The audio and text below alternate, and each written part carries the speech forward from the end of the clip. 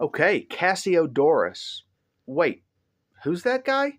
So Cassiodorus was a Roman Christian statesman.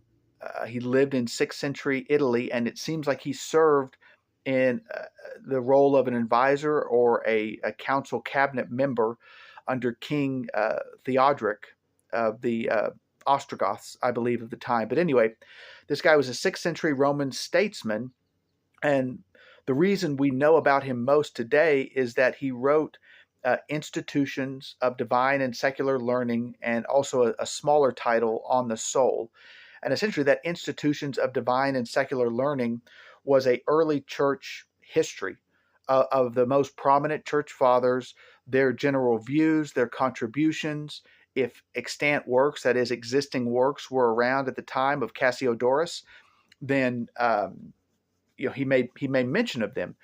The way in which he became prominent in more recent history, 500 years ago, but it's more recent, is that Calvin and the other reformers seem to utilize him not exclusively, but as a primary source reference in understanding the history of patristics, the church fathers, and that time, 6th century and prior, of the general history of the church, of prominent theologians, preachers, and thinkers.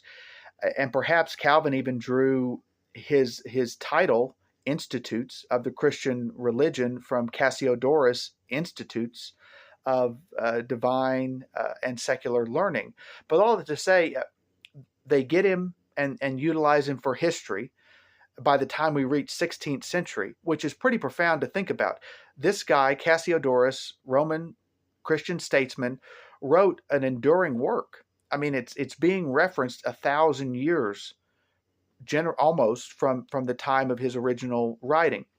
And I think you also see with Calvin and the Reformers, they adopt what we should adopt in viewing anybody historically. That is, we are all men and we have feet of clay, and we're getting things wrong presently, and we've gotten things wrong in the past, and I'm going to get things wrong in the future. And I think what Calvin and other reformers pick up on in Cassiodorus is this sort of generosity of spirit to take the good with the bad in viewing these men historically, and to, well, do what the reformers attempted to do, which is leave the dross, leave the metal iron ore, and take the gold, take the silver, and attempt to move forward with it as best we can, knowing we hope history evaluates us in the same way. So that's Cassiodorus.